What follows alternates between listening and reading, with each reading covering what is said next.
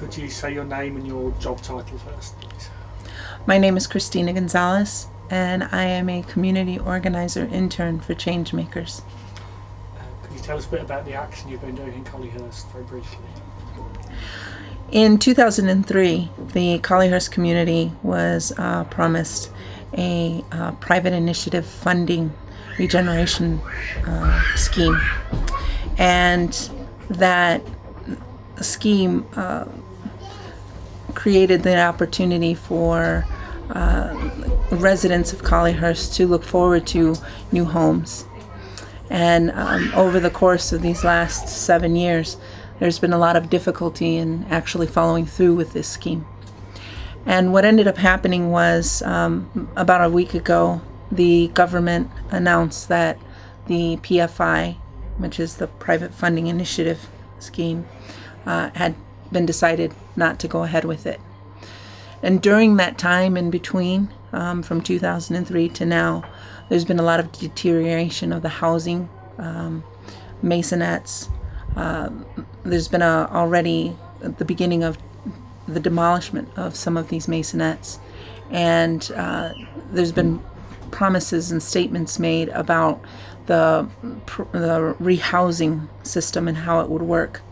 And because of those promises and statements, there's been a lot of confusion about what would happen to those moving out, which has caused a lot of anxieties.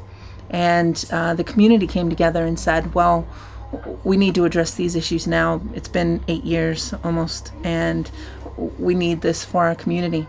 So 4 resident associations came together and said, you know, we want to work on building a dialogue with the counselors, with the MPs, with housing office to begin really getting this done. And they, for a period of 6 weeks, these groups came together and they strategized and planned to have this meeting. They ended up having 150 people show up to Church of the Savior at a time when it was forecasted to be 0 below. It was actually worse. But the entire room was filled. 7 counselors came, 2 MPs. The local housing office didn't attend. And the people addressed the issues with the counselors and the MPs and agreed to work together and build a dialogue so that they can get some of these issues addressed. It was a great opportunity for the community to come together, and they've just done phenomenal work, and they're going to continue until they get their community back up to standard housing living conditions. Could you say a bit about what changes can community organising create for people who are excluded and in poverty? What difference can it make in their lives, and what have you seen it do?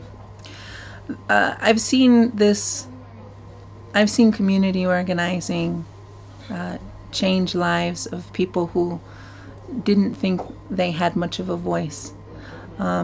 Individuals like Erica and Emily, who spoke at the actual meeting, talked about what they were going through. They gave a testimony, and watching them just develop into this powerful leader who, you know, at first didn't want to speak and eventually came to the point where they decided, I am the voice of my community. It gives people strength. It gives people encouragement. Community organizing reminds people about their values and what's important, and helps lead them into following that path. Thank you very much. Welcome.